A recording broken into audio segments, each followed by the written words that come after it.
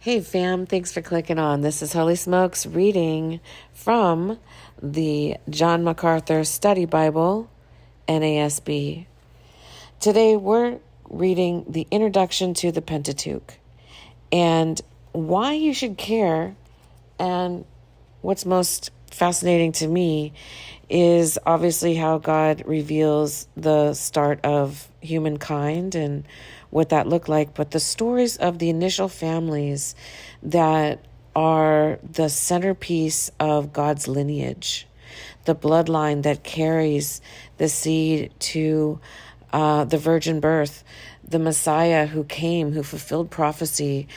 These scriptures are a reflection of God's promises and how faithful He is to us. Enjoy. Big hugs to you. Thanks again for clicking on.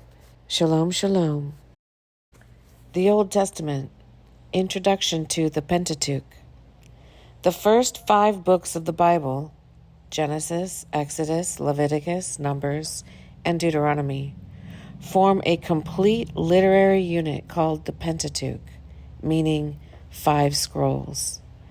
The 5 independent books of the Pentateuch were written as an unbroken unity in content and historical sequence, with each succeeding book beginning where the former left off. Genesis' first words, "In the beginning God created," Genesis 1:1, imply the reality of God's eternal or before time existence and announce the spectacular transition to time and space. While the exact date of creation cannot be determined, it certainly would be estimated to be thousands of years ago, not millions.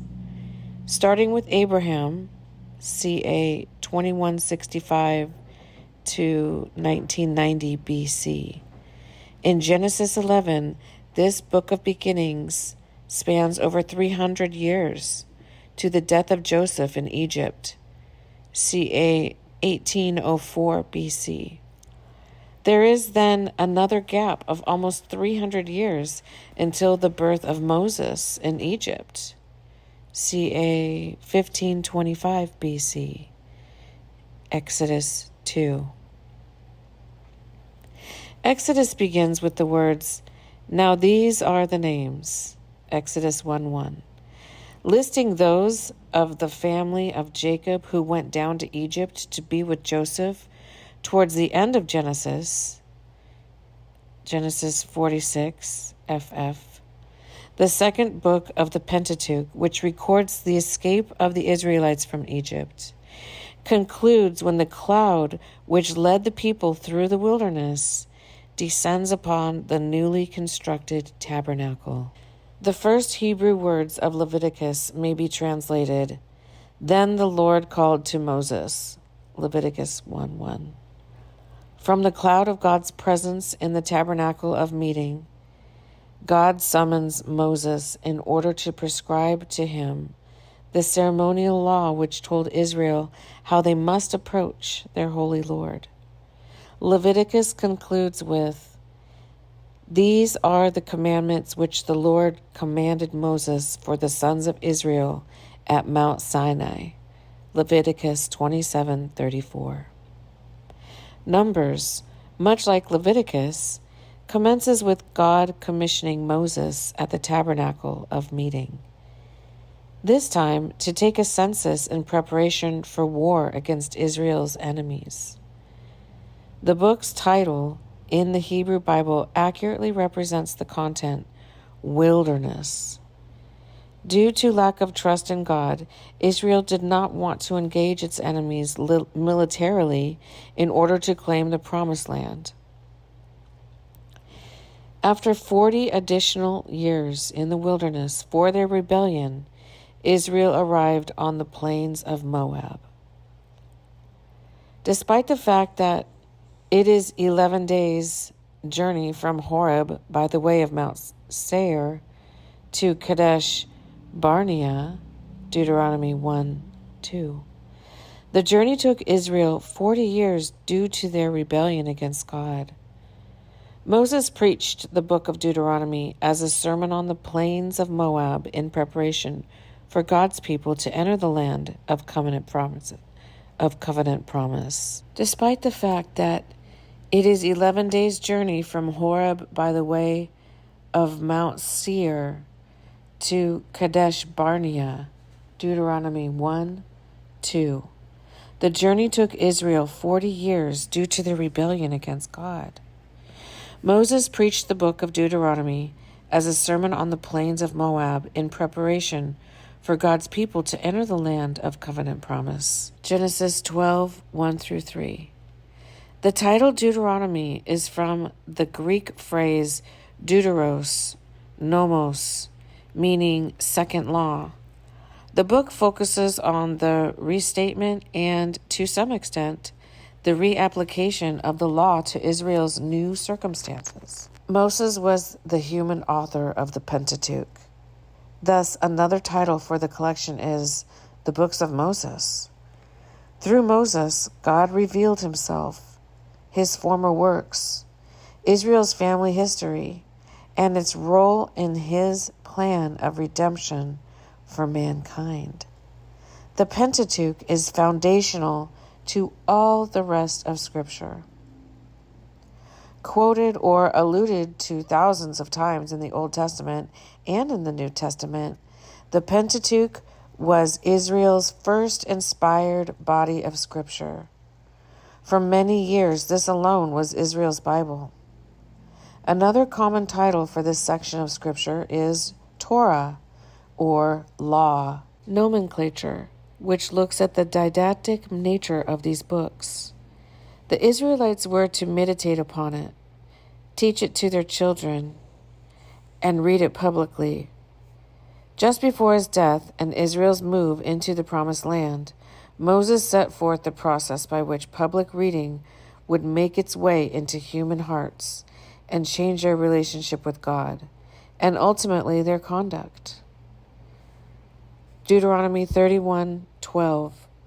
Assemble the people, the men and the women and the children, and the alien who is in your town, so that they may hear and learn and fear the Lord your God, and be careful to observe all the words of this law.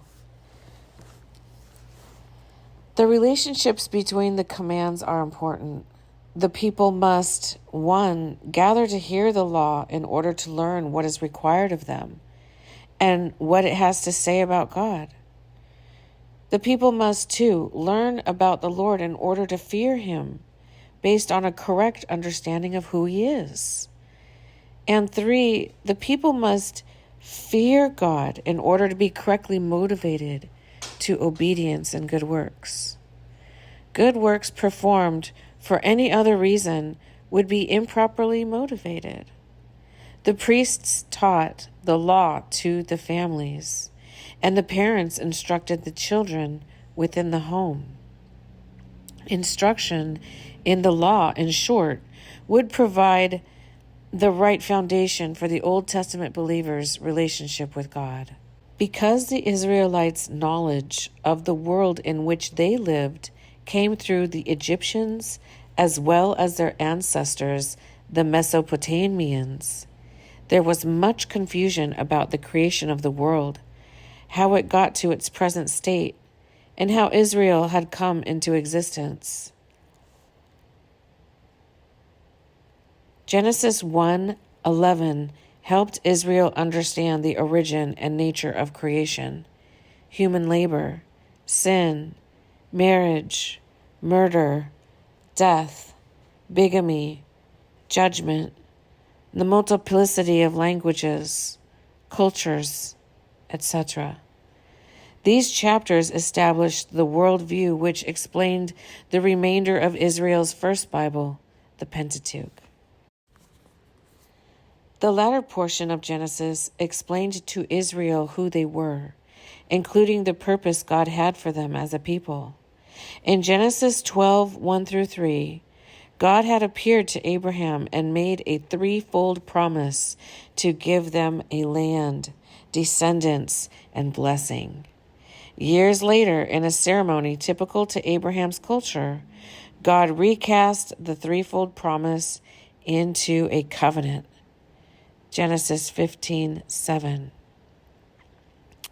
The remainder of Genesis treats the fulfillment of all three promises, but focuses especially on the seed or descendants.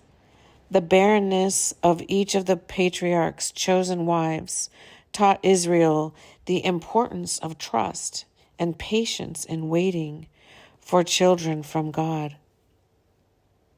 The rest of the Pentateuch looks at the way in which the promises of Genesis 12, 1-3, expand in the Abrahamic covenant and achieve their initial stages of fulfillment. Exodus and Leviticus focus more on the blessing of relationship with God. In Exodus, Israel meets the God of their fathers more on the blessing of relationship with God. In Exodus, Israel meets the God of their fathers and is led forth by him from Egypt to the promised land. Leviticus underscores the meticulous care with which the people and priests were to approach God in worship and every dimension of their lives. Holiness and cleanness come together in simple and practical ways. Numbers and Deuteronomy focus on the journey to and preparation for the land. The Pentateuch treats many issues related to Israel's relationship with their God. But the underlying theme of the Pentateuch is the initial, unfolding fulfillments of God's promises made to Abraham.